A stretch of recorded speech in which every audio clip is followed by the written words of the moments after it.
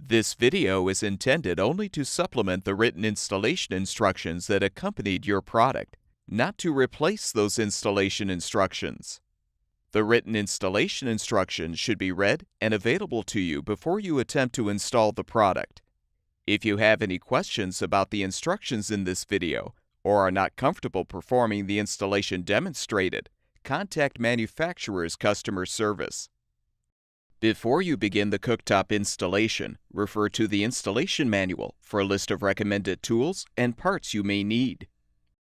For proper cooktop installation, the countertop opening should be 28 7/8 inches from side to side and 21 1/8 inches from front to back.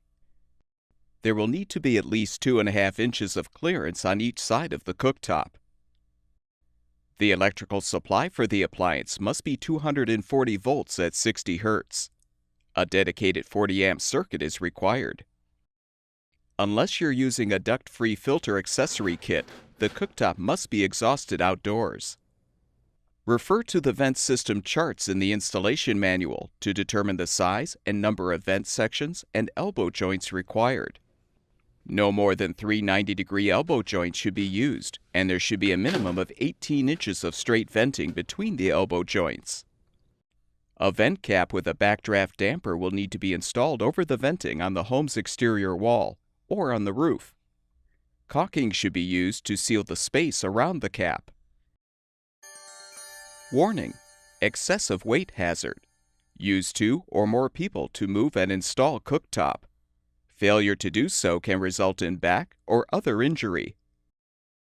Have an assistant help you to set the cooktop upside down on the packaging foam, keeping the control knobs clear of the packaging. Position the plenum on the cooktop base so the round opening faces the wire harness. Using a 1/4 inch nut driver, thread and tighten the 6 screws to secure the plenum.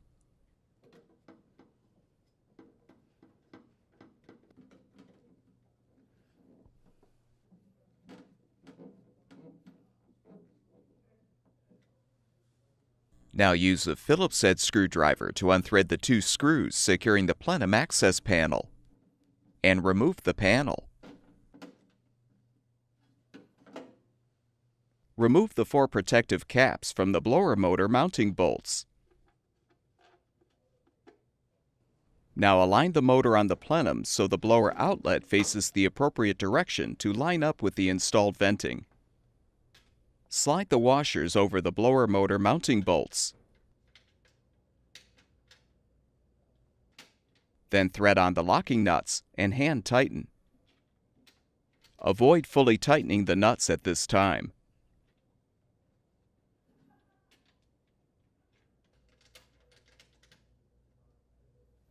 Next, connect the blower electrical connector to the cooktop.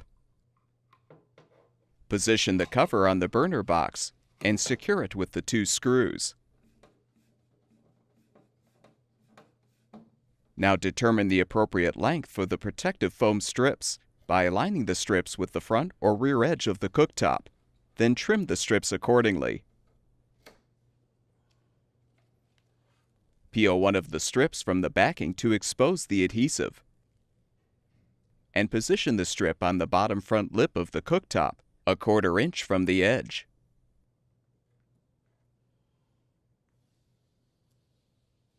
Position a second strip on the rear lip. Next, determine the appropriate length for the sides of the cooktop and cut the strips accordingly.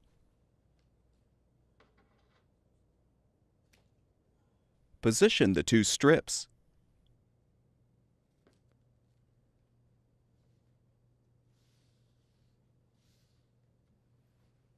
Now have an assistant help you to position the cooktop in the cutout space of the countertop.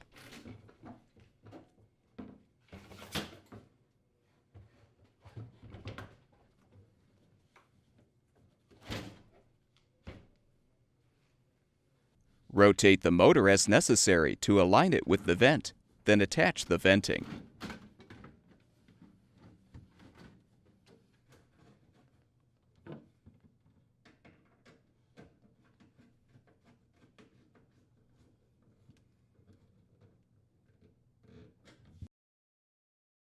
With the venting attached, you can now tighten the blower motor locking nuts.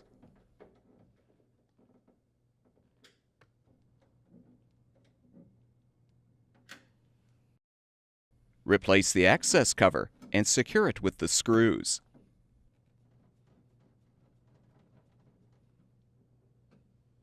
Install the grease filter so the top of the filter rests against the right side of the vent opening and the bottom of the filter rests against the left side of the vent chamber. Then install the vent grill.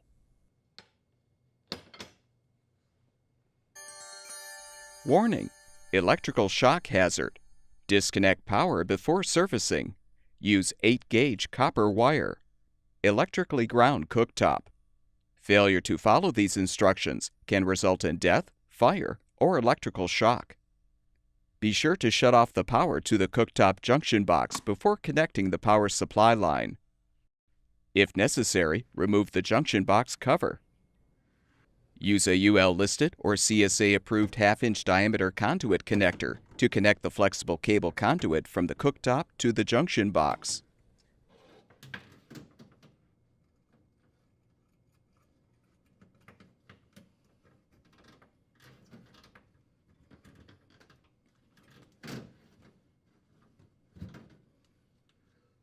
If applicable, tighten the screw or screws to secure the conduit. Join the black wires together and secure them using an approved UL-listed wire nut.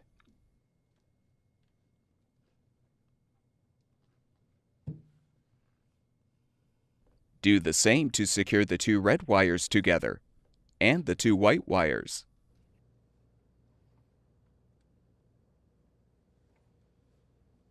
If your junction box has a 4-wire power supply line, join the green or bare grounding wire or wires to the bare grounding wire from the cooktop and secure them with a wire nut.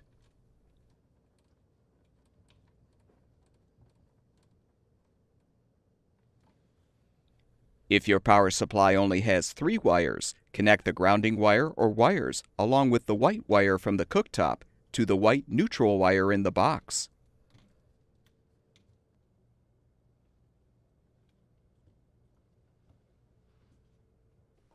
With all of the wires positioned inside the junction box, replace and secure the cover.